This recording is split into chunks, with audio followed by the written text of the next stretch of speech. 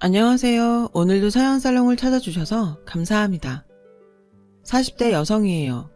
제가 워낙 일욕심이 많아서 결혼이 다른 사람들에 비해 늦었어요. 사실 결혼도 할지 말지 고민이 많았는데 남편과 제가 인연이 있었는지 교제 중에 임신을 하게 되었고 찾아온 생명에 차마 나쁜 생각을 할 수 없어서 결혼을 하게 되었어요. 저와 남편은 동갑내기예요. 그래서 처음 만났을 때부터 말이 잘 통했고 설레는 감정보다는 재미있고 편안했어요. 30을 훌쩍 넘기고 하는 연애라 그런지 절절한 사랑보다는 그런 편안함이 좋더라고요. 제가 결혼을 망설였던 건 제가 다니던 직장 때문이었어요. 제가 잡지사에서 취재와 편집 일을 하고 있었거든요.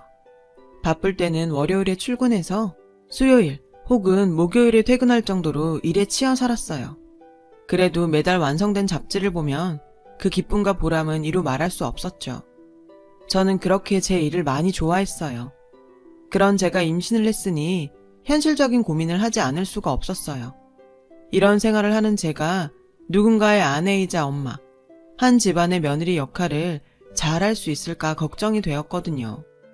제가 이런 걱정을 했던 건 그동안 선배들을 통해 그게 불가능하다는 걸 수없이 봐왔기 때문이에요. 저에게 결혼은 직장과 바꿔야 얻을 수 있는 거라서 고민이 됐어요. 하지만 독실한 기독교 신자인 제 부모님은 저의 임신을 결혼을 하라는 신의 계시로 받아들이셨죠. 그리고는 일을 그만두고서라도 결혼을 하라며 등을 떠미셨어요. 사실 제 부모님께서는 하나뿐인 딸이 나이는 먹어가는데 결혼도 안 하고 일만 하다 혼자 늙어 죽을까봐 걱정이 많으셨거든요. 그러던 차에 제가 임신을 했으니 얼마나 반가우셨겠어요. 그래서 매일 새벽에 감사기도를 드리러 교회에 가실 정도였어요. 그리고 제 임신 소식에 기뻐했던 또 한 사람이 있었어요. 바로 제 남편이었죠. 남편은 무조건 자신을 믿고 의지하라고 했어요. 저는 이렇게 기뻐하는 사람들을 보며 용기를 내보기로 결심했어요. 제 목표는 무조건 결혼과 일, 2마리 토끼를 잡는 거였어요. 이런 이야기하기 좀 부끄럽지만 제가 그 분야에선 나름 잘 나갔거든요. 저는 제가 좋은 선례를 남겨 후배들에게 결혼해도 마음껏 일을 할 수 있다는 희망을 주고 싶었어요. 그렇게 생각하니 평소 긍정적이었던 저는 더 이상 두렵지 않았어요. 오히려 벌써부터 주변에서 대단하다고 박수 쳐주는 그림만 머릿속에 그려졌죠. 무엇보다 코드도 잘 맞고 늘 친구 같은 남편이 곁에 있으니 앞으로의 제 인생이 설레기까지 했어요.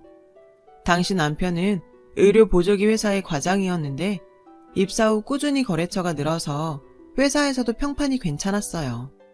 남편은 영업이 적성에 맞는다고 했고 열심히 일하는 남편을 옆에서 볼 때마다 남자 하나는 잘 골랐다는 생각을 했어요. 그렇게 결혼 준비를 하던 저는 뱃속의 아이가 쌍둥이라는 걸 알게 되었어요. 아무리 사람 일은 예측할 수 없다지만 제가 쌍둥이 엄마가 될 거라고는 상상도 못한 일이라 쇼킹했어요. 쌍둥이라 그런가 배는 개월수보다 훨씬 빨리 불러왔어요. 조금이라도 무리를 하면 배가 뭉치고 하혈을 하는 등 저의 임신기간은 그리 만만치 않았어요. 그래서 신혼여행도 미루고 결혼식만 겨우 올리고 신혼생활에 들어갔어요. 처음 하는 살림은 매일 실수투성이었고 나날이 심해지는 입덧에 가스불도 제대로 켤 수 없을 정도였죠. 보다 못한 친정엄마가 저희 집에 오셔서 반찬과 청소를 대신 해주시고는 했죠. 그런데 그 사실을 안 시어머니께서 그러시는 거예요. 요즘은 농사일이 없으니 당분간 서울에 올라오셔서 챙겨주시겠다고요. 사돈한테 신세 지는 게 죄송하다면서요. 저는 그때까지만 해도 시어머니의 배려에 감사한 마음이었어요. 아무래도 아직은 남편이 친정엄마의 음식보다는 시어머니 음식이 입에 잘 맞을 테니 겸사겸사 잘 됐다 생각했고요. 하지만 곧 제가 틀렸다는 걸 알게 되었죠. 걱정해 주시는 것처럼 말씀하셨지만 함께 살아보니 그게 아니더라고요. 결과적으로는 제 발로 시월드 문을 열고 들어간 꼴이었어요. 시어머니는 누가 옆에 있든 말든 속의 말을 혼잣말처럼 툭툭 내뱉으셨어요. 처음엔 얼마나 당황스러웠는지 몰라요. 누가 시킨 것도 아닌데 저는 시어머니의 혼잣말을 못 들은 척 했어요. 어머님이 오시고 얼마 뒤부터 저희 집 살림은 모두 시어머님 뜻에 따라 위치까지 모조리 바뀌었어요. 시어머니가 저희 집에 오신 건지 저희가 시댁에 간 건지 착각이 들 정도였죠. 여기까지는 그래도 참을 수 있어요. 문제는 제 입덧이었죠. 아침에 일어나 방문을 여는 순간부터 풍기는 음식 냄새에 저는 매일 아침마다 변기에 인사를 해야 했어요. 제대로 식사를 못하는 건 물론 비위가 상해 하루 종일 힘들었어요. 그렇게 결혼하고 첫 잡지 마감을 앞둔 마지막 주가 되었어요. 입덧이 심하고 몸이 무거운 임산부라도 마감 앞에서는 다른 직원과 똑같았어요. 저는 야근 근무에 커피도 마시지 못한 채 일에 몰두하고 있었어요. 그때였어요. 시어머니한테 전화가 걸려왔어요. 얘 아가, 너 많이 늦니? 죄송해요. 오늘은 많이 늦을 것 같아요. 죄송하기는 일하는 네가 고생이지. 몸도 무거운데 너무 무리하지 마라. 생각해보니 정신이 없어서 시어머니께 야근한다는 말도 못했더라고요. 그런데도 일하는 며느리를 이해해 주시니 그동안 쌓였던 불만이 언제 있었냐는 듯 사라질 정도였죠. 직장 동료들은 요즘 시어머니가 센스 있으시다며 저에게 부럽다고 했어요. 저는 임신을 하고도 이렇게 집에서 일하는 걸 인정받는 모습을 보일 수 있어서 어깨가 으쓱했어요. 하지만 이건 제 착각이었어요. 남편의 자켓을 세탁소에 맡기려고 주머니를 뒤지다가 초밥집, 영화관, 커피숍 영수증이 나왔고 그날의 비밀을 알게 되었거든요. 제가 마감 때문에 바쁜 걸 아는 남편이 시어머니께 야근한다고 알렸다더군요. 그랬더니 시어머니께서는 반색하시며 그래? 그거 참 잘 됐구나. 걔 일하는 동안 모처럼 우리끼리 밖에서 밥도 먹고 데이트도 좀 하자. 시어머님이 잔뜩 신나 그러시길래 남편은 시어머니를 모시고 나가 모처럼 모자지간에 시간을 보냈다고 하더군요. 그럴 수 있죠. 어차피 저는 야근 때문에 바빴고 모자가 오랜만에 밖에 나가 시간을 보내는 게 나쁜 건 아니니까요. 하지만 생각하면 할수록 시어머니의 태도가 마음에 걸렸어요. 아들과 데이트할 생각으로 제가 정말 많이 늦는지 확인하셨던 거잖아요. 그런 생각이 계속되자 기분이 묘했어요. 처음엔 호르몬 때문에 예민한가 했지만 우연히 시어머니 핸드폰에 저장된 남편의 번호를 보았더니 글쎄 내 첫사랑이라고 되어 있지 뭐예요. 그걸 보니 소름이 끼치더라고요. 하지만 그런 걸로 시어머니를 이제 그만 댁으로 돌아가시라고 할 수는 없었어요. 그래서 어떻게 시어머니를 다시 댁으로 돌려보낼까 고민하고 있었죠. 그러던 어느 날 뜻밖의 일이 생겼어요. 시댁에 혼자 남아 계시던 시아버지가 전화를 하신 거예요. 대체 언제까지 거기 있을 거야? 며느리 핑계대고 거기서 퍼져 있을 생각 말고 당장 내려와. 안 그래도 성질이 불같은 시아버지는 화가 많이 나셨는지 시어머니가 전화를 받자마자 다짜고짜 호통부터 치셨어요. 결국 시어머니는 찍소리도 못하고 돌아갈 짐을 짜기 시작하셨죠. 내가 전생에 나라를 팔아먹은 년도 아닌데 왜 이런 꼴을 당하고 사는 건지. 우리 아버지도 그렇지. 어떻게 딸을 저런 인간한테 시집을 보내. 내 팔자야. 시어머니의 혼잣말은 꽤나 크기 때문에 거실에 있던 우리 부부는 시어머니의 이야기를 전부 들을 수 있었어요. 그 이야기를 듣고 있던 남편은 자기 엄마가 불쌍하다고 하더군요. 같은 여자로서 저도 남편 말에 동의해요. 하지만 남편에게 받지 못한 사랑을 자기 아들에게 받으려고 하는 건 며느리로서 달갑지 않았어요. 그날 시어머니는 댁으로 돌아가셨어요. 저는 더욱 배가 불러왔고 슬슬 생활 곳곳에 구멍이 나기 시작했죠. 평소 완벽주의자인 저는 그게 은근히 스트레스였고 급기야 응급실 신세를 지게 되었어요. 계속 이러면 뱃속의 아이가 힘들어요. 노산이만큼 주의가 필요합니다. 당시 35이던 저는 의사 선생님으로부터 노산이라며 주의해야 한다는 얘기를 들었어요. 그 소리에 친정엄마는 육아휴직을 하던지 아니면 회사를 그만두라고 잔소리를 하셨어요. 남편 역시 처음으로 저에게 회사를 그만두라는 말을 하더군요. 자기가 일하고 싶어 하는 건 알지만 이러다 우리 애들이 잘못될까봐 무서워. 그래서 말인데 지금은 쉬는 게 어때? 일은 애 낳은 뒤에도 할 수 있잖아. 당신 몫까지 내가 열심히 벌게. 응? 친정엄마는 남편의 말에 옳았구나 하며 저에게 회사를 그만두라고 했어요.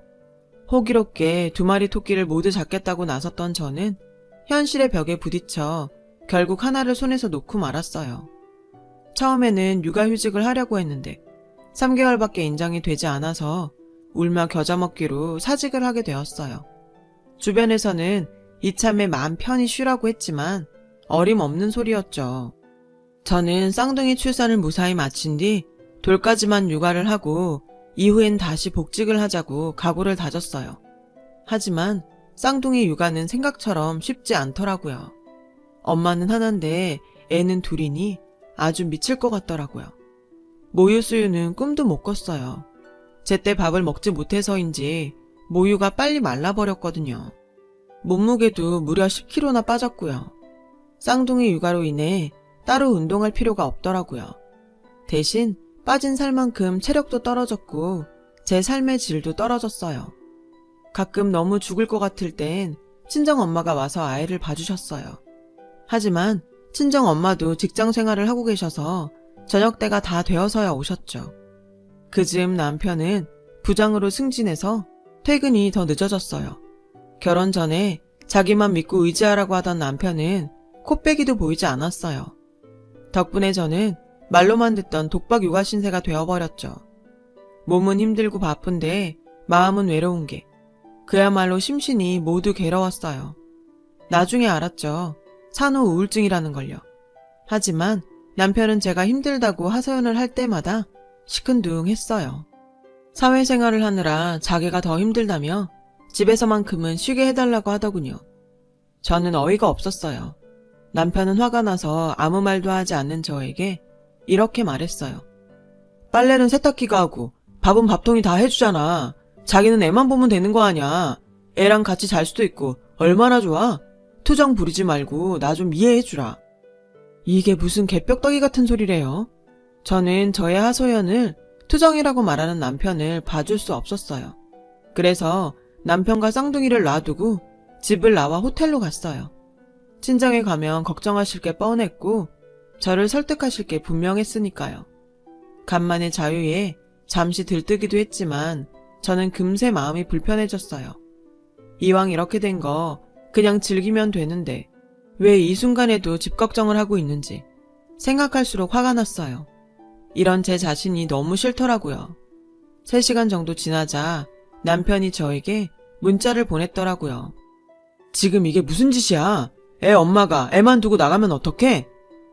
저는 문자 내용을 보고 기가 차서 말이 안 나왔어요. 자긴 애 아빠 아닌가요? 결혼 전에는 코드도 맞고 말도 잘 통하던 남자는 어디 가고 이런 꼰대 같은 아저씨가 되다니. 정말 이 남자랑 결혼을 한 게 그렇게 후회가 되더라고요. 당신도 애 아빠니까 나 대신 잘 해봐.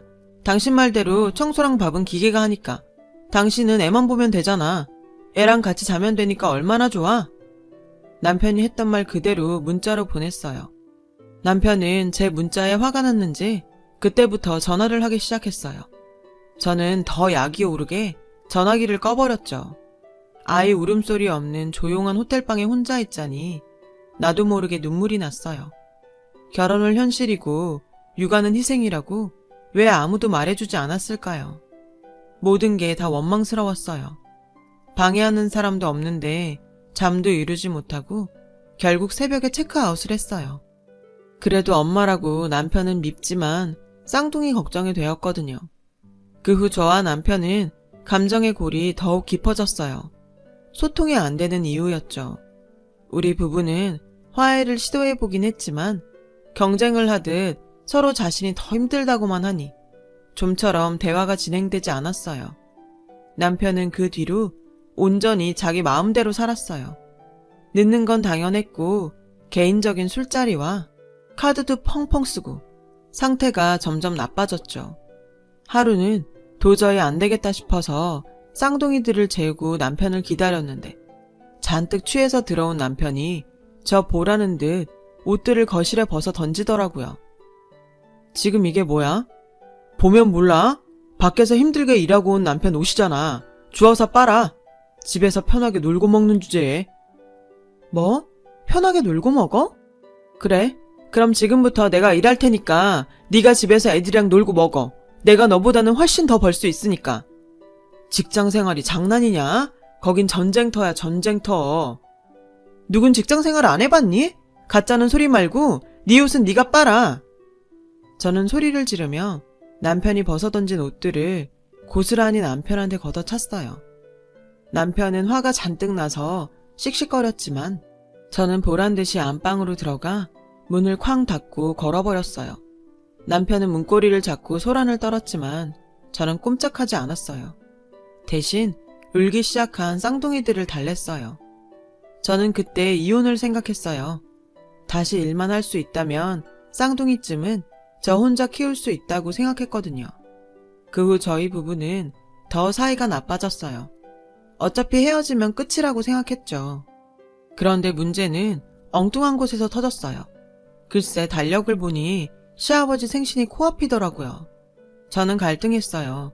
부부 사이의 일로 시댁 어른들한테까지 영향을 끼치는 게 맞나 하고요. 아무리 사이가 나빠도 제 할 도리는 해야 할 것 같았거든요. 결국 저는 시댁에 찾아뵙기로 했어요. 나중에도 책 잡히고 싶지 않았거든요. 저는 쌍둥이를 데리고 기차를 타고 시댁으로 내려갔어요. 그런데 시댁에 도착해보니 남편이 저보다 먼저 와 있지 뭐예요. 니네 싸웠다며? 여자가 지 남편 이겨먹으라고 하면 못 쓴다. 여자가 가장 기 꺾는 거 아니다. 그 순간 기가 막혀서 웃음이 났어요. 저한테 말도 안 하고 혼자 시댁에 내려온 남편도 웃겼고 애를 둘이나 안고 찾아온 며느리를 반겨주기는커녕 보자마자 자기 아들 기죽일까봐 걱정부터 하는 시어머니 꼴도 웃겼어요. 그래서 저는 그 길로 시댁을 나와 집으로 돌아왔어요. 저 더러운 성질머리하고는? 저는 제 뒤통수에 대고 소리치는 시어머니를 휙 하고 돌아 째려봤어요. 성질 같아서는 며느리 성질머리 따지기 전에 당신 아들 교육이나 제대로 하라고 소리치고 싶었지만 참았어요. 내 부모 욕먹이는 짓 같아서요. 시댁에서 돌아온 뒤 저희 부부는 자연스럽게 별거에 들어갔어요. 합의한 건 아니었고 언제부턴가 남편이 집에 들어오지 않더라고요. 처음엔 어디서 지내는지 살짝 신경이 쓰이긴 했지만 제가 먼저 물어볼 수는 없었어요.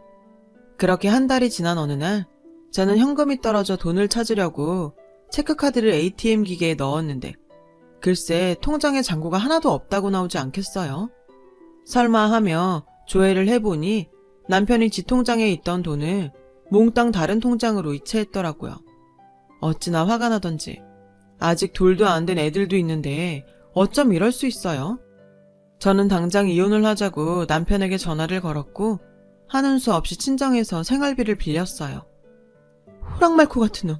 너는 여태 말도 안 하고 참고 살았던 거야? 제 얘기에 친정엄마는 우시더라고요. 그 모습을 보는데 속에서 천불이 났어요. 그 후로 저는 이를 악물고 돈을 벌 궁리를 했어요. 복직을 할까 사업을 시작할까 별의별 생각을 다 했죠. 제가 아는 지인들에게 전화를 돌렸고 선배의 도움으로 스타트업 회사에 취직을 하게 되었어요. 감사하게도 제 상황에 맞춰 회의가 있는 주 1회만 출근을 하도록 해주었어요. 그간의 경력을 살려 집에서 블로그와 SNS를 통해 제품 홍보를 하게 되었어요. 전에 잡지사에서 제품 홍보에 따른 마케팅 경험도 있어서 일은 그리 어렵지 않았어요. 반응도 처음 치고는 좋았고 저는 차츰 일하던 감도 찾아서 집에서 육아를 하면서도 제 몫을 톡톡히 해냈어요. 비록 피곤하고 힘든 날의 반복이었지만 성취감 덕에 그런 건 아무 상관없었어요. 정신없이 지내다 보니 남편이 집에 오지 않은 지도 3개월이 넘었더라고요. 저는 이쯤 되면 정식으로 이혼을 하고 깨끗하게 헤어져야겠다고 생각했어요. 그런데 그때 마침 남편이 돌아왔어요. 완전 거짓골이 돼서는 술이 떡이 되어 왔더라고요. 저는 왜 기어들어왔냐고 소리쳤어요. 하지만 남편은 날이 선 제 말에도 아무런 대꾸도 하지 않았죠. 오히려 시무룩한 표정이었어요. 하지만 측은하다거나 불쌍하다는 마음은 없었어요. 저는 이때다 싶어 인터넷으로 다운받아 놓은 이혼 서류를 남편에게 내밀었죠. 더 싸우는 것도 싫고 그만 헤어지자. 생활비도 이미 당신이 다 빼돌렸으니 이 집 전세 보증금은 쌍둥이 양육비로 내가 챙길게. 난 헤어지기 싫어. 뭐? 내가 지금 잘못 들었니? 지금까지 생활비도 한 푼 주지 않고 3개월 동안 집에 오지도 않았으면서 이혼은 싫다고? 그게 지금 말이 된다고 생각해? 내가 내 식구랑 같이 살겠다는데 무슨 이유가 필요해? 엄연히 나 당신 남편이고 애들 아빠야. 그나저나 당신 이게 다 뭐야? 혹시 당신 일 다시 시작했어? 순간 어이가 없었어요. 생활비를 10,000원짜리 한 장 남기지 않고 다 빼가놓고 이제야 나타나선 저한테 일하냐고 묻는 이 남자를 저는 대체 어디까지 봐줘야 하는 거죠? 하지만 곧 이 남자가 왜 꼬랑지를 내리고 거지꼴로 집에 왔는지 알 수 있었어요. 남편은 거래처 계약이 엎어지자 회사에서 불리한 처지에 놓였고 그 후 무리수를 두며 일을 하다가 회사에 엄청난 손실을 안기고는 결국 회사에서 잘렸더라고요. 그 후 어줍잖게 주식에 손을 댔다가 가지고 있던 돈까지 모두 날려버린 거죠. 그 순간 그래도 가족이라고 저랑 쌍둥이 생각이 났다나요? 고작 그 정도 능력 가지고 제 앞에서 돈 좀 번다고 생색을 냈다니 웃기더군요. 그럼에도 남편은 끝내 이혼은 절대 안 된다고 버텼어요. 그래서 고민한 끝에 저는 제가 그동안 느꼈던 수모를 되갚아주기로 했죠. 저는 회사에 앞으로는 주 5일 출근을 하겠다고 말했어요. 그리고 남편에게 살림과 육아를 맡겼죠. 저는 한 달에 생활비로 딱 100만 원만 주고 평소처럼 일에 미쳐 야근과 주말 출근을 밥 먹듯이 했어요. 살림과 육아에 지친 남편은 제가 집에서 쉴 때 종종 힘들다고 하소연을 해댔죠. 당신도 집에서 쉴 때는 집안일 좀 해. 나 혼자 쌍둥이 보는 게 쉬운 줄 알아? 왜 이래? 나도 다 한 거야. 집에서 쉴 때만큼은 편하게 쉬게 놔둬. 당신도 알잖아. 회사는 전쟁터야. 제 말에 남편은 감정이 상했는지 주방에서 혼자 깡소주를 마시더군요. 푹푹 한숨을 쉬면서 말이에요. 그 모습에 그동안 당해왔던 수모를 되갚아준 것 같아 속이 시원했어요. 그런데 얼마 뒤 저희 집에 시어머니가 서울로 올라오셨어요. 남편이 육아가 너무 힘들어서 시댁에 SOS를 쳤더라고요. 시어머니는 서울에 도착하자마자 집으로 안 가시고 제가 다니는 회사로 찾아오셨더라고요. 그리곤 저를 보자마자 노발대발 하셨죠. 아니, 그깟 돈 좀 번다고 유세냐?